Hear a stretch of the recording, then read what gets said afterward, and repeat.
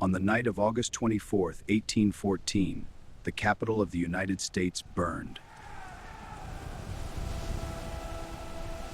Not in a riot, not by accident, but deliberately set aflame by a foreign army.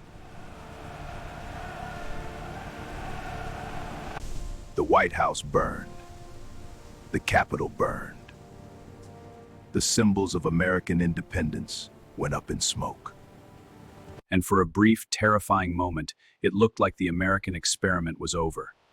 This is the story of the only time a foreign power captured and burned Washington, D.C. The War of 1812 is often overlooked, but in 1814 it was very real and going badly for the United States.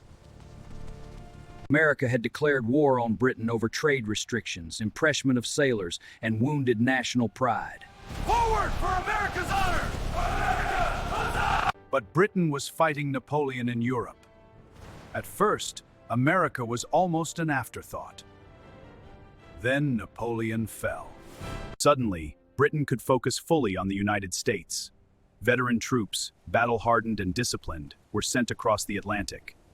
America was not ready. British commanders looked for a target that would send a message. Washington, D.C. was small, poorly defended, and vulnerable.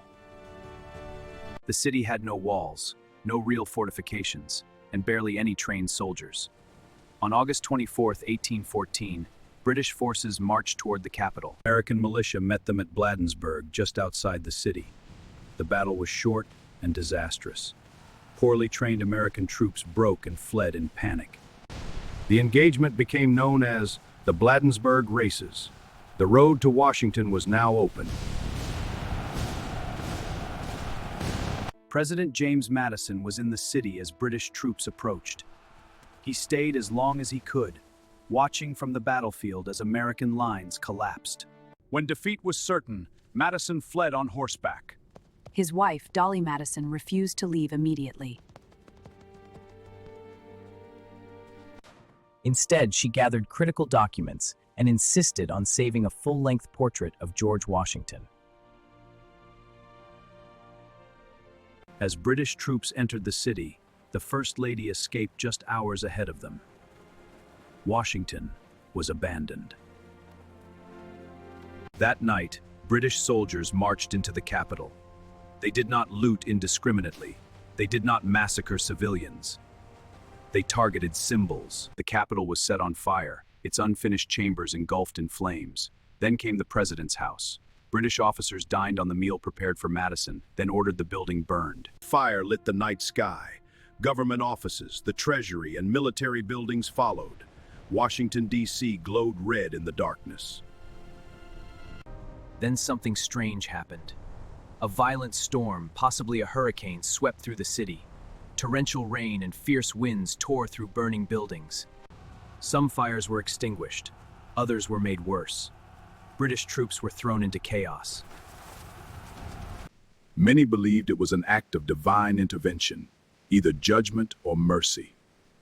By morning, the capital was a ruin. The British did not occupy Washington for long. They withdrew after destroying what they came for. But the damage was done. America was humiliated. Newspapers across Europe mocked the young republic. Critics declared democracy weak and doomed. Even Americans wondered if independence had been a mistake. But the nation did not collapse. The burning of Washington shocked the country into action.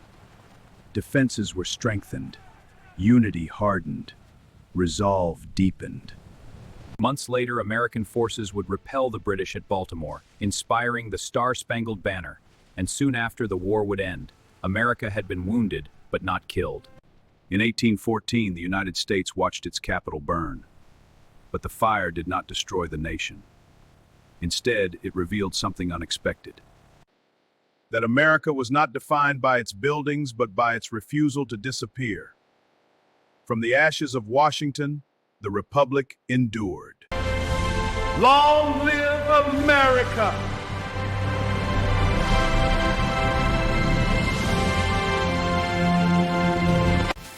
Like and subscribe to this channel for more videos like this.